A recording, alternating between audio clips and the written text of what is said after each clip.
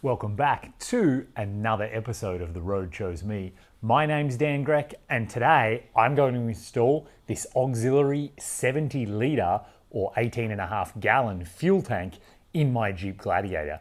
This is made by the Long Ranger. Last episode, I ran through all the features and all the reasons I'm installing this one. Today, no more preamble, let's get straight into it, install the tank. Here we go, right from the beginning. Okay, so I've just finished the first steps here, and that is to wire in the switch that I'll use to transfer it and the whole timer box and kind of all of the wiring loom. And so I'll show you here, right next to the steering wheel here, you can see this is the switch. And so, you press it and it's also the gauge for the auxiliary tank. And this is where they recommend installing it, the Long Ranger. And I really like it in this spot. Personally, I think it looks factory and most people aren't even gonna know it's there. And then so down below here, this is where I've just mounted the timer box. I just pulled off the trim piece under the steering wheel. So the timer box is there. It's got an earth strap down here. Jeep provide extra earth straps, which is pretty handy. And then I ran wiring. It goes from here. I pushed it using a piece of this kind of strapping that I think is really common for, electrical type work. I pushed it all around behind the dash, and this is it now coming out in the passenger footwell. And so I can wire up 12 volts there using the ignition on source that my Jeep has because it has the auxiliary switches. The rest of it goes through the firewall and then down along the frame rail, and it'll actually go back to the tank because that's the wiring that'll turn on and off the transfer pump. So first little job is wiring. It's really straightforward.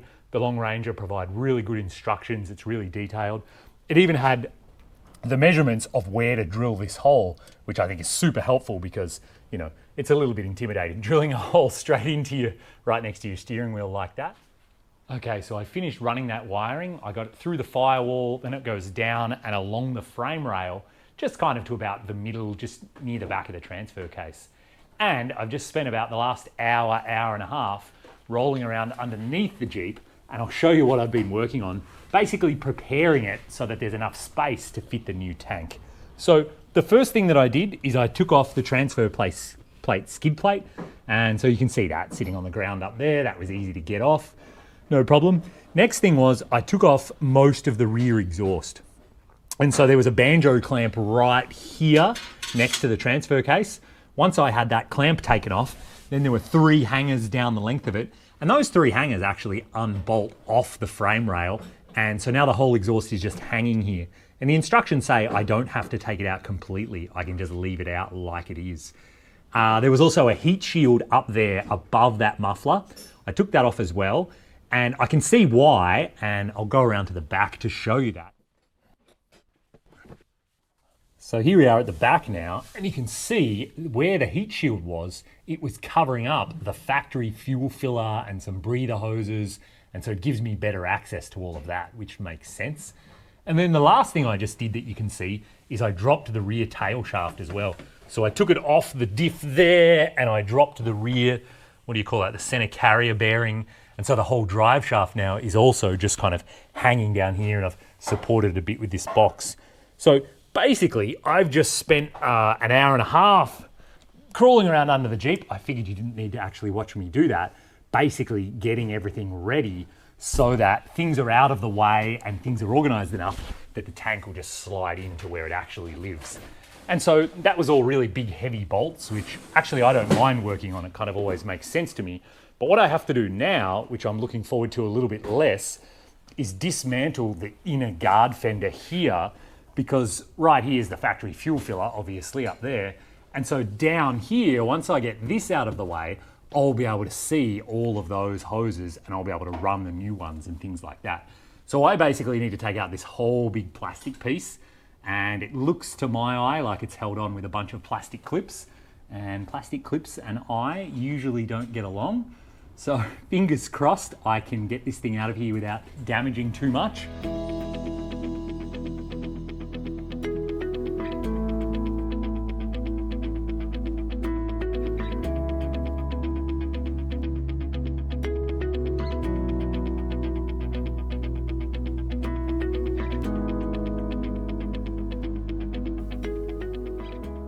Okay, so you could see that inner fender liner came out without too much trouble.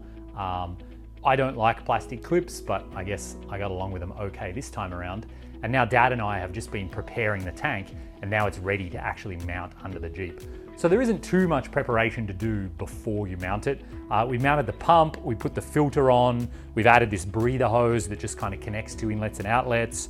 I just have temporarily mounted the hose that actually pulls the fuel out of the tank. It has to go over a cross member, so I think once it's in the Jeep, I get to route it properly.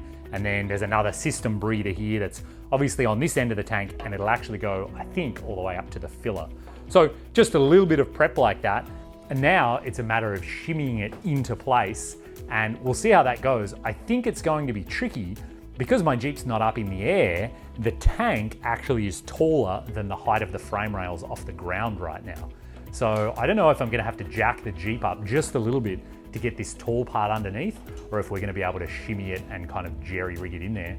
So before we do that though, I'm gonna put it on some scales. Let's find out how much this thing weighs.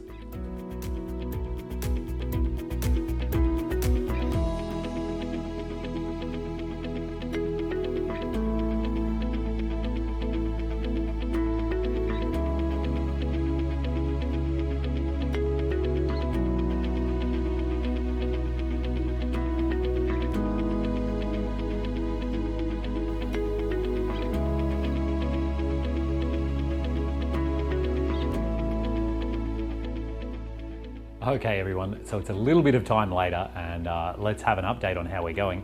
First thing, before we put it in there, we did put it on the scales, and the tank as it sat with the pump and the filter was 36.5 kilograms. And this is the heavy duty version of the tank as well, with like extra reinforcing underneath it. So the stock version would be a few kilograms lighter.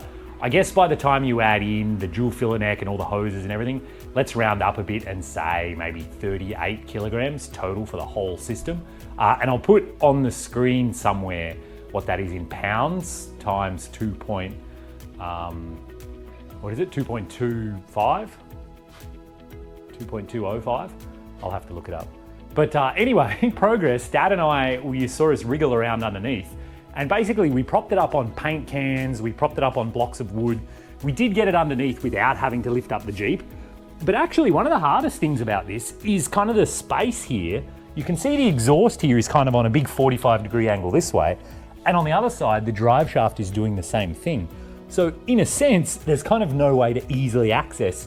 You have to almost slide in from here and then slide yourself all the way back. And so I'll just show you here what it looks like right now. I've basically done up all the bolts. None of them are like locked in, but they're all sort of holding it. And at the front here, it's catching two riv nuts that already existed in the transfer case skid plate. I don't know if Jeep has plans to ever have anything mount in this location, but they included these two riv nuts, which are in the ideal location for mounting stuff. So nice of Jeep to do that.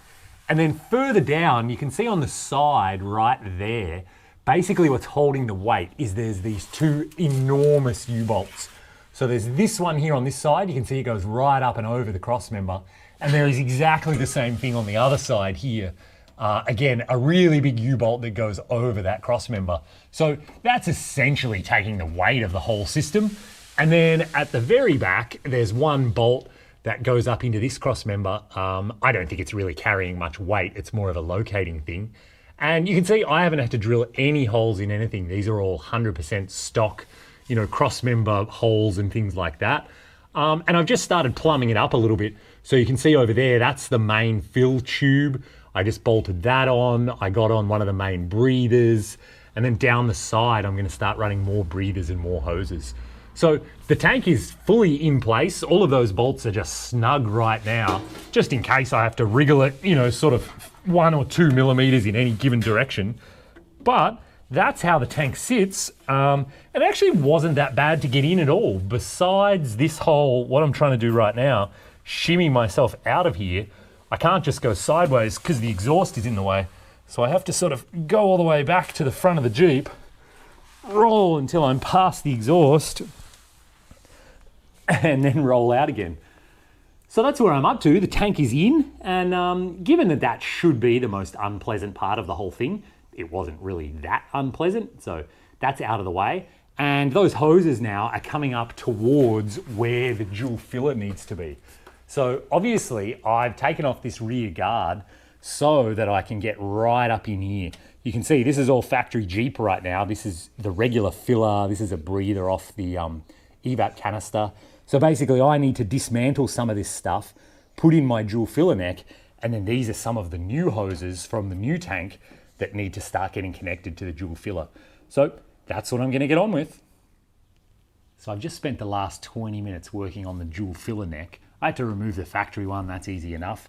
And then you get to the dual filler neck, and this thing does look a little bit daunting. There's a lot going on here, but following the instructions and just thinking about it logically, it's actually pretty simple. The first one is this one down the bottom here. This is gonna be how it actually fills the main tank from the auxiliary. And it says this one's 2.3 meters long. It's the only hose that long, so it has to go on there. There's actually a hose in the middle here. It's the 8mm one, and it connects to a factory Jeep sensor. And I assume this is the sensor that makes that annoying thing on the dash come on when it says gas cap, when it thinks your gas cap is loose. My old Jeep used to do that quite a bit. There's a really small breather hose that goes up the top. And then there's a massive breather hose that's over here on this side. And they call this the fast fill breather, which brings me to another feature I didn't even mention yesterday, is that you can see the difference in the diameter here between the factory tank and the auxiliary tank. This is Jeep factory tank, the plumbing from here to the tank and the inlet on the tank. It's all whatever diameter that is. I'm going to call it 1 inch. Versus the auxiliary tank, this is got to be like 1 3/4. So you can imagine how much faster you can fill the aux tank than the main. And if anyone's got a Gladiator out there, you know how annoying it is when you go to fill the tank, the pump clicks off so early and then you have to spend forever pumping it at some ridiculously slow speed. Well, with the aux tank here, I'm just going to be able to fill it at full speed, no problem.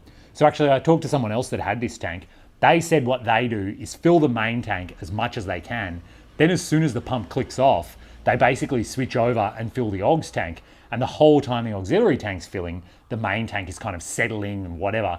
Then once the aux is full, you can switch back and keep topping up the main tank. So just kind of a trick to get even more fuel in. But yeah, you can see this thing looks a little bit like an octopus. It's a little bit daunting, but this rail here across is really identical to the factory one. It's going to pick up all the factory mounting points.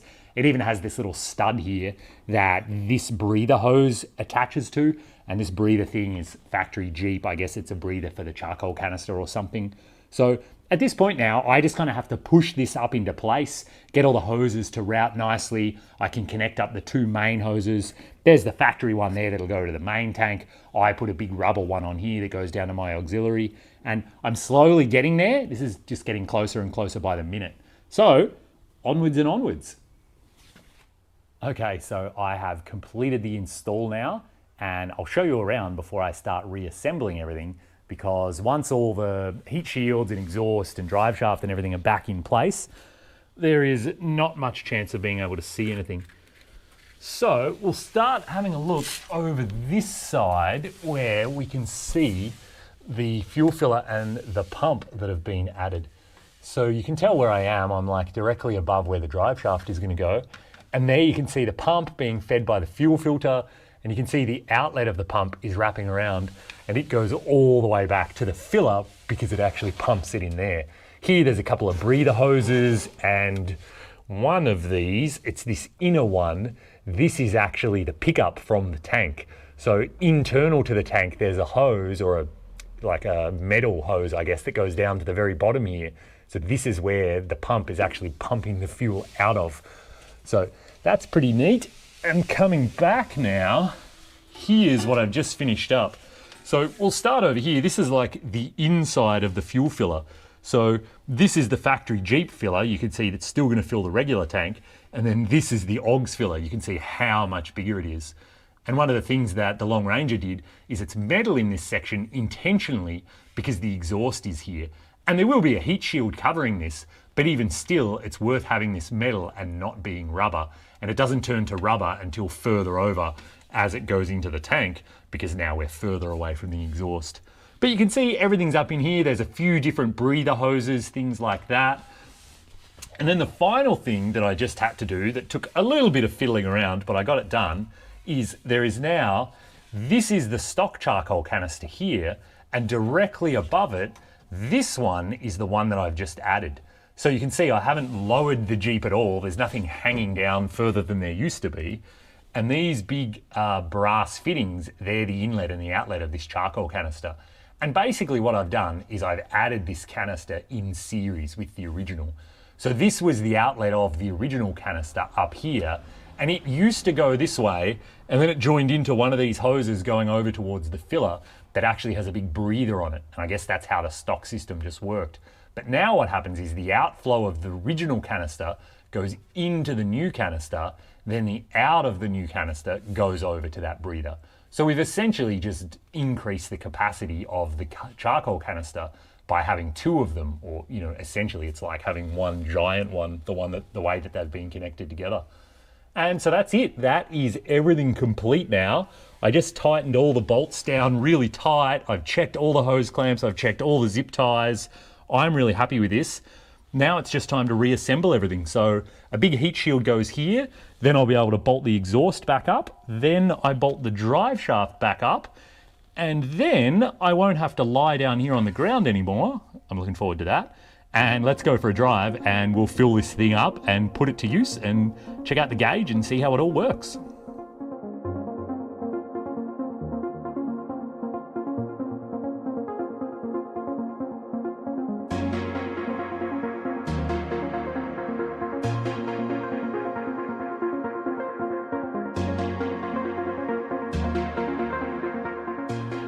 One final thing to do here at the filler cap is this is the Jeep plug, and now obviously it has to go in the dual filler.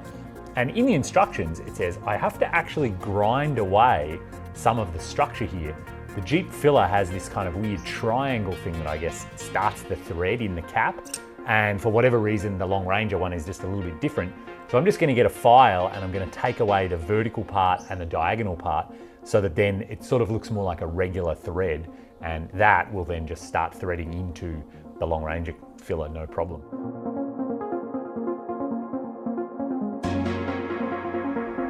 Okay, so I've just driven to a petrol station here in Australia, gas station, and let's fill up the auxiliary tank and see how it goes. So right now I have the accessories on in the Jeep, and you can see down here next to the steering wheel, there is the gauge for the new tank. So right now, obviously the tank is on empty because I've never used it before. And so let's fill that Augs tank up completely to the brim and see how that goes. And my main tank is actually on about half right now. So what I'll do is I'll fill the Augs tank and then we'll go for a drive and we'll transfer over about half of the Augs into the main just to see how it goes. And of course, Australia right now, I have to put on a mask even to be outside. So let me get on a mask and then I'll show you what it looks like outside filling up the tank. So you can see right away here at the fuel door, everything looks absolutely normal. That is the stock gas cap for the Jeep, and I unlock it with the stock Jeep key. And even when you look at the filler from the outside now, it looks quite normal. You can't really tell. I know that there's two fillers there, but nobody else would know. So when it comes to filling up the tank, I get to choose on the left for the Augs or the right for the main. So let's go for the Augs tank, and let's go. I'm pulling the pump as fast as it'll pump, and let's see. That gauge is in litres, obviously, and for those of you that are wondering, that's $1.55.9 per litre. The fuel price is going up really quickly here in Australia right now. So for Canadians, that's more or less the same, close enough, Australian dollar, Canadian dollar. And then for Americans, I did the math, that's about $4.40 US a gallon. So that's what fuel prices are in Australia now. And that'll probably be below average for what I'll pay on the trip. I expect there'll be places where I'll pay $6, maybe even $7 a gallon US to fill the tanks. So you can imagine when I'm filling 40 gallons, that's gonna add up really fast. Fuel is not cheap in Australia. But this is how fast it's filling. What have we been going now? Less than 30 seconds, and it's already, the tank must be half full because it's already got 35 litres in it. So no problem at all. The pump has not cut off once, on full flow straight into the auxiliary tank. So that's really nice.